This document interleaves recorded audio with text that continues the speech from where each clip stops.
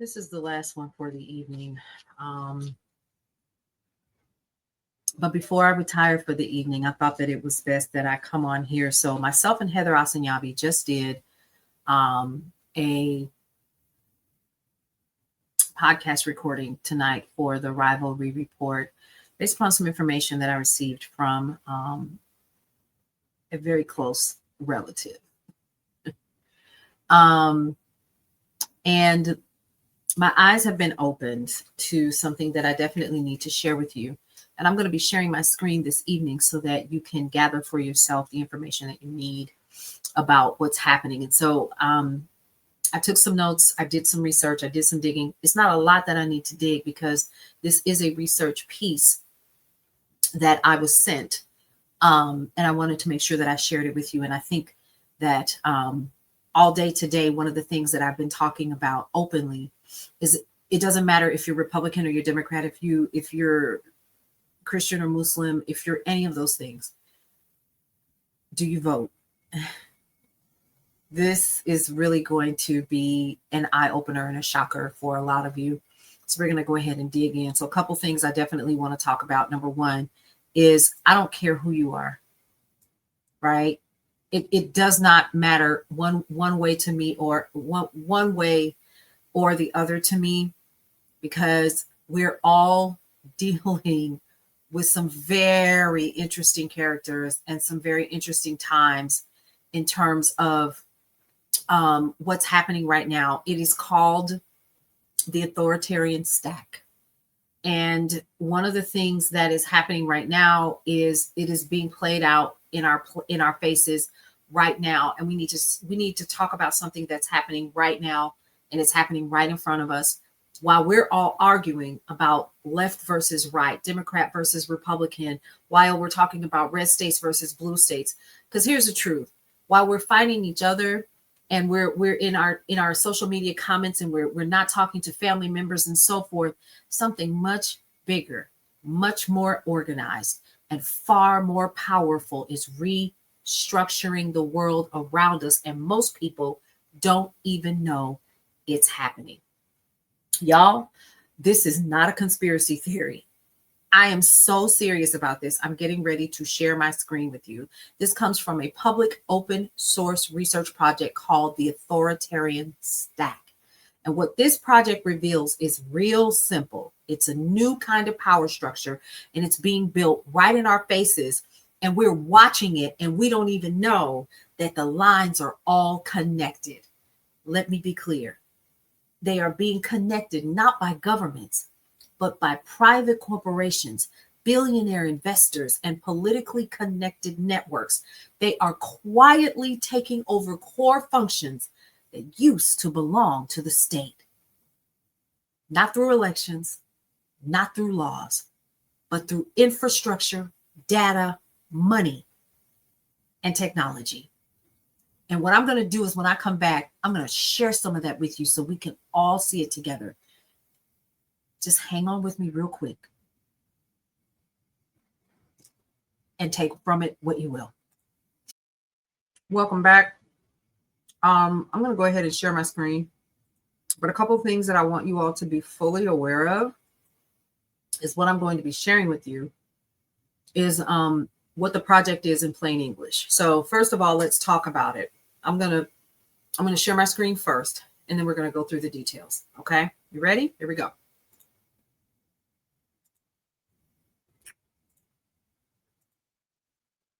This is the authoritarian stack, and it's how tech billionaires are building a post-democratic America and why Europe is next. So we're going to go ahead and start here. So in late July 2025, deep within the Pentagon's bureaucratic machinery, the U.S. Army quietly signed away a piece of its sovereignty. It's a $10 billion contract with Palantir Technologies. One of the largest in the Department of Defense's history was framed as a move toward, quote, efficiency. It consolidated 75% procurement agreements into a single contract. Check this out. A strategic handover of core military functions to a private company whose founder, Peter Thiel, has declared that freedom and democracy are no longer compatible. Here's where you should get concerned, folks. So the authoritarian tech network the kingmakers. And what you can do with this as you go through is you can highlight and click on each one of their names. But let's go through them. Peter Thiel, he's the architect of this, right? And as you can see, it's very much like a mind map. It'll take you to each one of the connections that this individual has. Okay, so he's connected to all of these people and businesses. And now take a look at this. Who is that down there? Oh, yes, but take a look at this. His role, he's vice president of the United States. This is Mr. Never Trump. Remember that? Okay, co-founder of Naria Capital, backed by Peter Thiel. The companies, Big Beautiful Bill, National Industrial Agenda, Aligning Venture Capital and Defense Spending, Network Links are Peter Thiel, or Thiel, Anderson, Sachs, and the Trump administration. And the signature ideology is this: national conservatism and Christian nationalism. You follow me so far? So once you head over to authoritarian-stack.info, which I'll be sharing with you all a little bit later, you'll be able to go through here and see all of these folks and how they are all connected. And it should make you go, in your head, right? So the first things that you should be asking yourself while you're looking at this is, doesn't this seem a little bit odd that this is happening and all of these people are in position? And I wonder how long all of this actually took to put into place, because we're only less than 30 days away from the end of 2026. This man hasn't been in office a full year yet, and we are 50% complete with the Heritage Foundation's Project 2025. But that's not even the issue. The other concern is, look at the folks that are here and the businesses that are here that some of us are very, very familiar with, and the people as well. But there's more. Hang on just a second. So now let's talk briefly about what this is.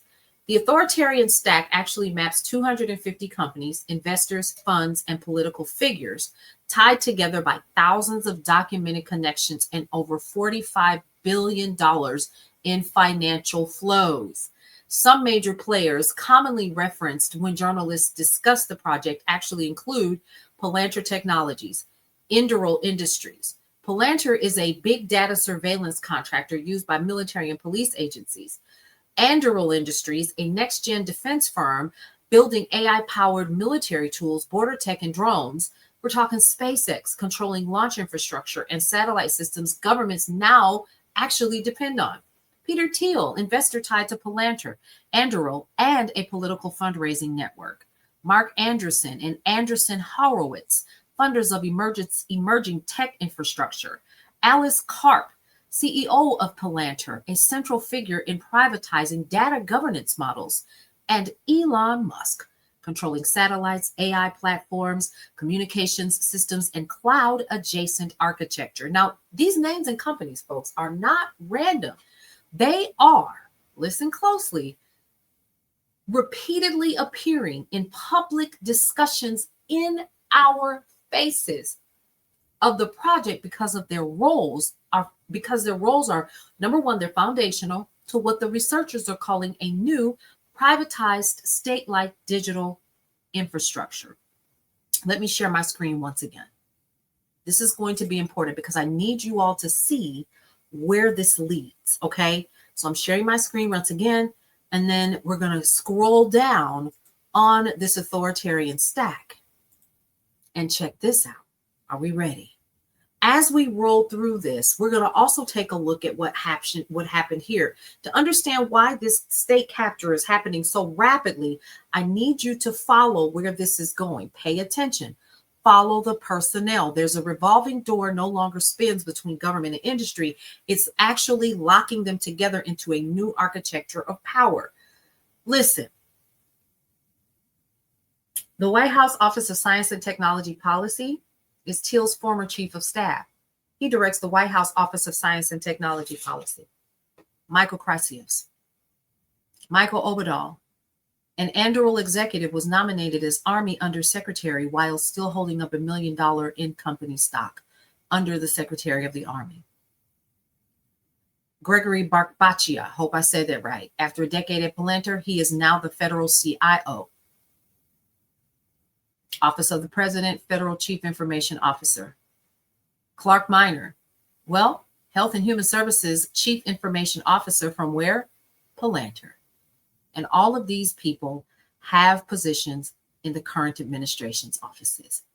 Let's talk about the Army's Executive Innovation Course. This goes further, commissioning Silicon Valley executives directly into military ranks. So in June of 2025, 4 tech executives were sworn in as lieutenant colonels. Shyam Sankar, U.S. Army, from Palantir. Meta, Andrew Bosworth, U.S. Army. Kevin Well, U.S. Army, OpenAI. Bob McGrew, U.S. Army, OpenAI. How is it that these folks who are from tech end up being sworn in as lieutenant colonels? What is it? What exactly is this? And I'm not going to sit here and explain to you what I do or do not understand, because clearly I don't understand how you become a lieutenant colonel by just being sworn in as a tech executive. Now, let's talk about the pipeline, because it's very clear here. Unlike old authoritarianism built on fear and force, this new system rules through a couple of things that a lot of people in the world don't understand. That's code, capital, and infrastructure, making resistance feel architecturally impossible. So it's a self-reinforcing loop. Here's how it works. Ideology fuels venture capital. Capital captures the state. The state feeds the same private systems that built it. A new model of power is privatized sovereignty. Let me explain how this looks, folks. As American citizens, you really need to pay attention to this. So U.S. taxpayers are here. You catch that? U.S. taxpayers, $25. You put that into a couple of million people that are paying into the system, and $25 ends up being a hell of a lot of money. Not to mention the other ways that our tax dollars end up in this funnel. And so it feeds directly into the Pentagon. Pentagon gets $21.88 billion. The Intelligence Department, Health and Human Services, and DOGE, which according to many sources is no longer in existence. But look what happens. Do you see how this money starts to feed off into these other companies? Well, Paulette, how is that so? Well, through contracts. These tech companies are getting contracts from the Pentagon and through intelligence and through the Health and Human Services and all of these different places. And these services are being utilized in all of these different ways. From Palantir, $451 billion. Anduril, $30.5 billion. SpaceX, $400 billion. And OpenAI, $500 billion plus. But check this out, folks. Here's what you need to pay attention to. When they get this money, it goes directly into venture capital, correct? Yes, do you see that? But look what happens once it goes into these venture capital funds. That money gets fueled directly back into these tech companies. So they're feeding it, and then the money is coming back to fuel these organizations. So it's going back and forth. And then guess what happens? That money goes right back into these different areas here. So here's what I want us to pay attention to right here. Check this out. So I could be wrong. I don't think I am. So this one here, Founders Fund, OpenAI is over here feeding it here. And then you got 1789 Capital getting fed over there. But guess what never happens again? The money never comes back to the taxpayers. But it's your dollar that ends up starting this whole process. So the Founders Fund, Thiel's $17 billion flagship, led Anduril's $1 billion round at a $30.5 billion valuation. And so it continues to go. And I could go on and on and on and on. But once you come over here to the website, as you can see up here, you'll actually be able to read it for yourself. Now, the stack, 5 domains of privatized sovereignty. A crypto sovereignty is one. Okay, you can click these and open these up, but I don't want to do that. I want to read these quickly to you. Crypto sovereignty, the nuclear AI complex, SpaceX, orbital infrastructure, Anduril, autonomous warfare, and Palantir, the operating system of the government. If you open these up, you're able to see exactly what is happening, not what the plans are, even though they're still in the works. Right? But I need you to understand some of this stuff is already in action, right? Where does it start? Right here. It doesn't matter if you're Republican or you're Democrat. It starts right here. It feeds out here. And then it begins to feed directly into all of these structures. And then once again, they go back and forth and they're feeding each other because they're able to take these funds that they're getting from here and from here and go back and forth and to grow these companies, right?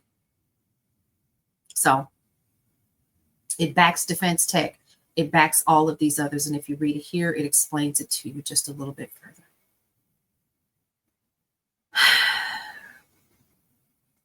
I have to take a breather because this is a lot, folks. And so here, the Authoritarian Tech Right Network, you can actually come here and you can click on it and it'll expand those networks and you can go by name. Who founded what, who works where. Okay. You can literally break these out and find out who's who, right? What they made, their investments, who the people are, how all of this is working directly with the Big Beautiful Bill, who benefits, who shaped it, all of the things, right? Why is this important to you? Number one, let me just back up and say this. This is a project that is led by an organization that is called the Friedrich Ebert and Stiftung Future of Work, funded by, that's what's funded by, but here's who led this project. And you need to know what is currently happening and how it blew the lid off of everything that I thought that I knew about what is happening with this current administration. Let me put this in perspective. And I normally don't take this much time to literally record these kinds of things, because a lot of times people don't want to go down the rabbit hole this long, but I felt like this was super important. Even if you just take a little bit of time and do a little bit at a time and a little bit at a time and a little bit at a time until you fully understand it. But as you can see, there is an infrastructure that is currently being built in our faces in real time, while we are currently focused on other things. This is happening in our faces. So how the stack works. Number one, private companies are replacing public institutions. We're watching it in real time. Cloud computing, surveillance systems, border control, satellites, AI, data storage. These used to be controlled by governments. Today, governments are renting them from private corporations. Number two, venture capital funds are shaping national security decisions. Money from wealthy investors flows directly into defense companies, drone manufacturers, policing algorithms, border technologies, space companies. So this means unelected investors are in full influencing what tools police, militaries, and governments use. Number three, political actors are tied to the same financial networks, not left or right. Did you hear what I said? But donors, board members, consulting relationships, shared investments. 4, billions move through the same ecosystem. I showed you that in the diagram. Power is following the money. Money flows through a tight-knit network. Therefore, power concentrates there too. Number 5, private infrastructure becomes state infrastructure.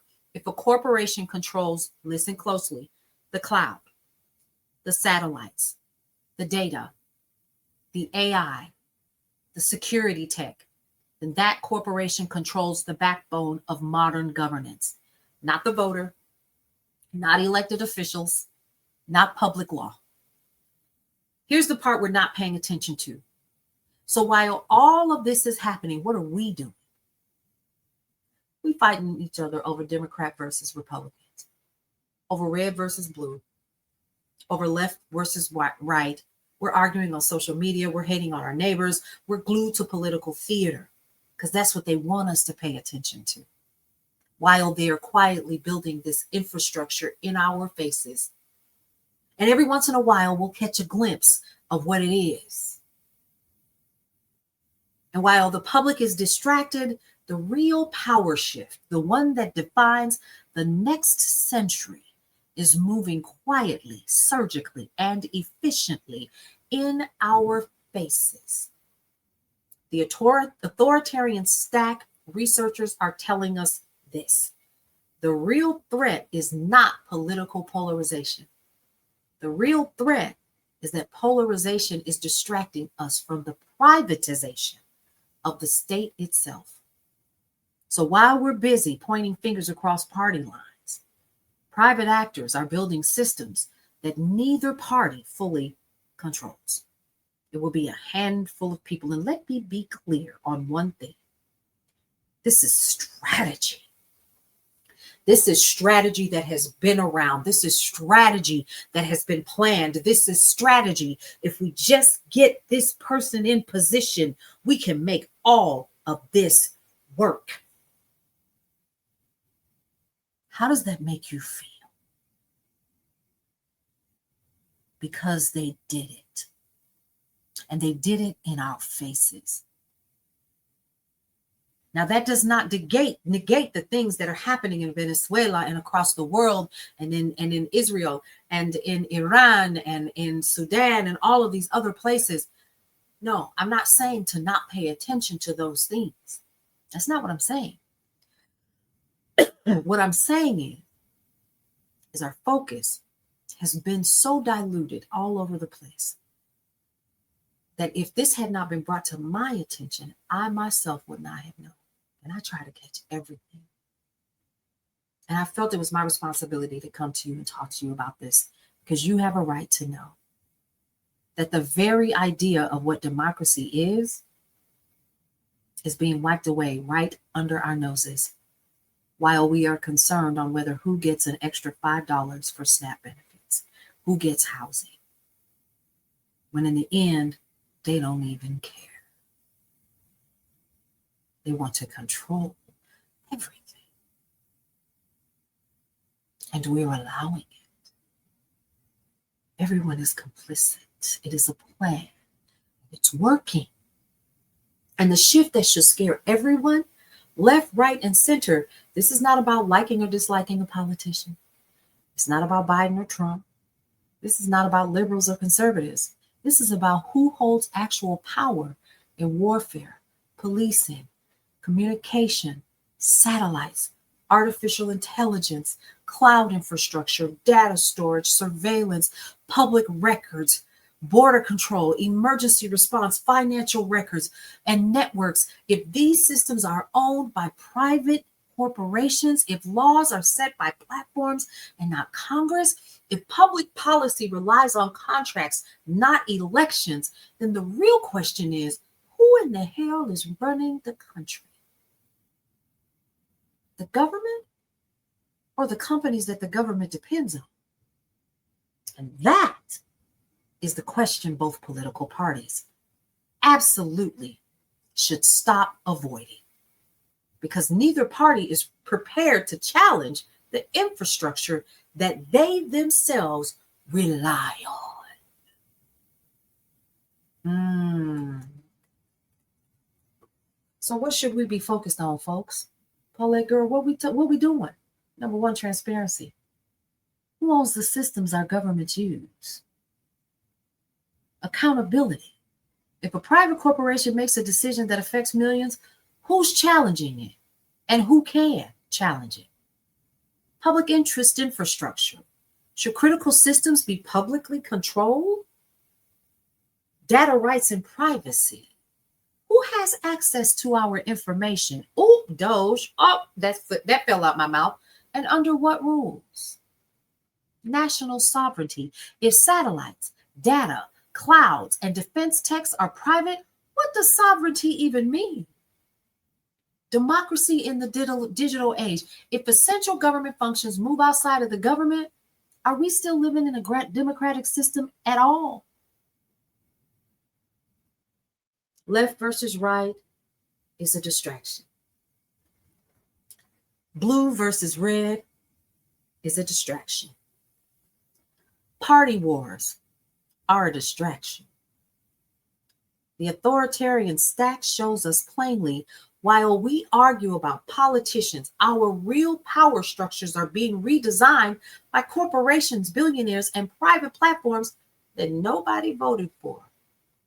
Or did you? So listen, if we don't pay attention now, we're going to wake up one day and realize the government ain't the government anymore. It's just another customer. And the real rulers are the people who own the infrastructure underneath. and you ought to be hopping mad. For more news and information that you can always use, head over to brownstoneworldwide.com, Cityscape Radio. You guessed it, Brownstone Living Magazine. We'll see you around.